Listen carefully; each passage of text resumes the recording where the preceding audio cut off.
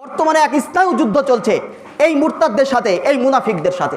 একটা জিনিস মাথায় রাখবেন, ডোনাল্ড ট্রাম্প খ্রিস্টান, ইসলামের প্রকাশ্য দুশ্মন। সে মুসলমানদের ক্ষতি সাধন করতে কোনো প্রকার সুযোগকে হাতছাড়া করতে চায় না। যারা তাদের পা চাটবে না তাদেরই ক্ষতি সাধন করবে, এটা আমাদের স্পষ্ট দুশ্মন ডোনাল্ড ট্রাম্প, এটা আমরা জানি।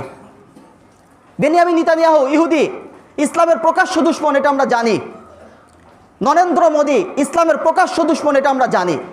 এরা হচ্ছে ইসলামের প্রকাশ্য দুশ্মন, এটা আমাদের জানা আছে। কিন্তু তাদের থেকে মারাত্মক দুশ্মন আমাদের মুসলমানদের আস্তিনের মধ্যে বসবাস করে।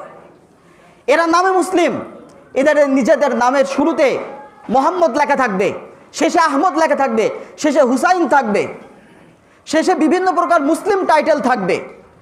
এরা নামে মুসলিম কিন্তু ভিতরে পুরাটা এদের নেফাকি, পুরাটা মুনাফিকি।